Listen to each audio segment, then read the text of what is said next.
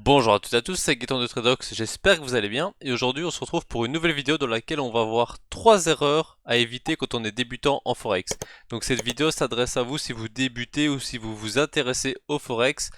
Ces 3 erreurs sont vraiment à éviter afin de démarrer sainement. Donc la première erreur à éviter, c'est de trader des paires trop querellées.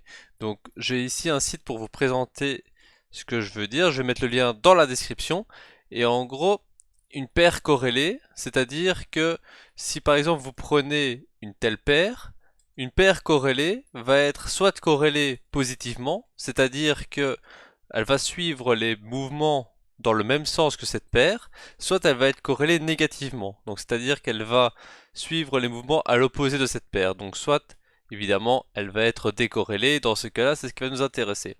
Donc ici sur le site que je vous propose, il suffit de choisir une paire.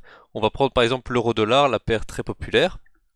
Et on peut voir que selon où se situe la barre en dessous, on a un indice de corrélation.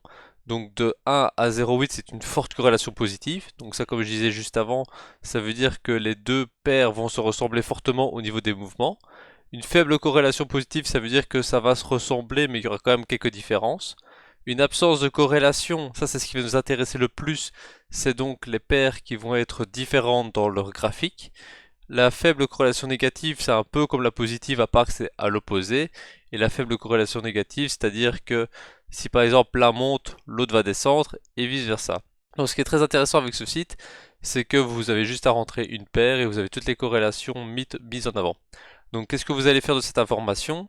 Vous allez vous dire que si la paire est corrélée, ça ne sert à rien de prendre de position dans le même sens, parce que c'est-à-dire que si par exemple vous prenez un achat sur l'euro AUD et sur le GBP AUD, si l'une est perdante, vous avez de grandes chances que l'autre soit perdante si vous avez pris le trade dans le même sens. À l'opposé de la corrélation positive, vous avez la corrélation négative, donc c'est-à-dire que si vous prenez une position dans le sens opposé sur des paires corrélées négativement, comme par exemple l'euro AUD à l'achat et l'AUD-CHF à la vente, si l'une est perdante, de grandes chances que l'autre, si vous l'avez pris dans le sens opposé, soit perdante aussi.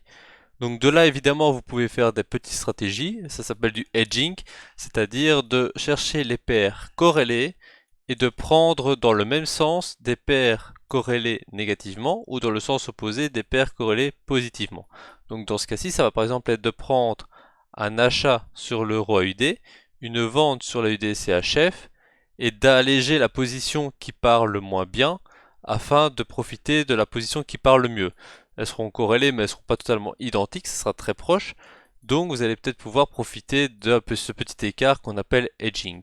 Une autre façon de trader que je préfère évidemment, ça va être de choisir, si vous voulez faire plusieurs paires, de choisir des paires qui ne sont pas corrélées. Donc par exemple ici vous avez l'euro AUD et vous allez chercher là dans le centre, par exemple Euro JPY, CHF JPY, toutes les paires qui ont le moins de corrélation possible. Comme ça, vous allez avoir des analyses différentes et vous allez pouvoir avoir des positions qui ne sont pas en rapport l'une de l'autre. Et donc, si l'une est gagnante, l'autre peut être perdante et vice versa. Donc, c'est très intéressant de chercher des paires en absence de corrélation, selon moi, dans une stratégie de base de Forex.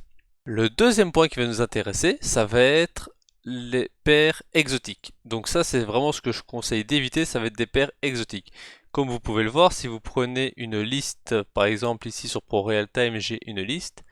Là, j'ai fait ma liste d'actifs que je trade le plus souvent, c'est-à-dire les indices, le Forex. Mais vous pouvez aussi voir pour le Forex, par exemple les Forex majeurs. Donc ça va être toutes les paires majeures. C'est celles qui sont conseillées à trader. Pourquoi est-ce qu'elles sont conseillées à trader? Tout simplement parce qu'il y a plus de volatilité sur ces paires, il y a plus d'échanges. Donc c'est-à-dire que c'est plus intéressant pour vous prendre des points. Puisque si vous prenez des paires vraiment exotiques et très peu tradées, le problème c'est que vous risquez d'avoir très peu de mouvement et donc vos positions de 1 vont durer très longtemps et donc vous allez devoir potentiellement payer des frais overnight, donc des frais de garde de vos positions de la nuit voire de semaine et le potentiel de gain ne sera pas dingue étant donné que les mouvements sont pas ouf, donc vous avez peut-être 2-3 points à gagner, pas très intéressant. Donc moi je vous conseille de chercher dans les paires forex majeures. Évidemment il existe les paires mineures qui sont aussi intéressantes un peu moins que les majeures et ensuite on passe dans les paires exotiques qui elles sont à éviter. Le troisième point à faire attention, c'est le spread. Donc le spread, qu'est-ce que c'est? Pour rappel, c'est la différence entre le bid et le ask, l'offre et la demande. Donc pour l'afficher sur ProRealTime, je vous donne une petite astuce. C'est dans la propriété du prix, vous ajoutez un indicateur et vous ajoutez zone d'achat-vente. Donc c'est la ligne ici verte et rouge. Et qu'est-ce que cet indicateur va faire? Eh bien, si vous prenez une position à l'achat au marché, vous allez acheter sur la borne verte, la borne supérieure, et si vous faites une vente, vous allez vous retrouver sur la borne inférieure, donc la borne rouge. Donc cet indicateur vous permet de directement voir un petit peu l'amplitude du spread par rapport au marché. Ici, comme on peut le voir sur l'euro GBP, on a un spread assez correct, on voit que ça n'englobe pas une grosse partie du marché. Par contre, si on prend une paire un peu plus exotique, on va prendre par exemple une paire mexicaine. Voilà, comme on peut le voir, le spread est conséquent. Et par exemple, on a un mouvement ici depuis 2 heures. Ça fait 2 heures qu'il fait ce mouvement-là. Et si vous rentrez en position à l'achat ou à la vente, votre spread englobe quasiment l'entièreté du mouvement. Donc c'est-à-dire que vous allez commencer négatif. Si vous prenez un achat, vous allez commencer par exemple sur la borne ici. Donc le prix devra parcourir toute la distance entre les deux lignes noires afin que vous soyez seulement à 0. Donc c'est quand même un gros handicap. Donc c'est pour ça que moi je vous conseille de rester sur les paires majeures qui en général ont un spread plus petit. Mais affichez cette zone d'achat-vente ou regardez un peu le spread afin de ne pas vous faire avoir parce que commencer une position à -5 ou -10, ça peut vraiment être très handicapant selon votre horizon de temps. Si vous faites du swing trading, ce sera moins impactant. Par contre, si vous faites du scalping, vous imaginez bien que si vous avez 1 de spread ou 5 de spread, déjà votre nombre de positions gagnantes sera bien différent. Mais sur 10, 100 positions, ça fera 10, 100 par rapport à 50, 500. Donc ça fait une énorme différence sur vos gains. Donc il faut vraiment faire très attention à ce spread. Donc voilà, c'était mes 3 astuces pour bien démarrer dans le Forex. Donc la première, c'est de regarder les paires corrélées. Le lien est dans la description pour le site que je vous ai montré en début de vidéo.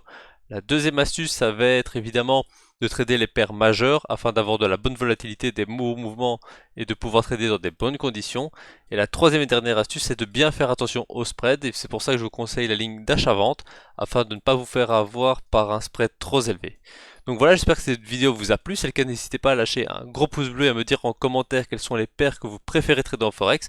Et moi, je vous retrouve très bientôt pour une prochaine vidéo et d'ici là, passez de bons trades.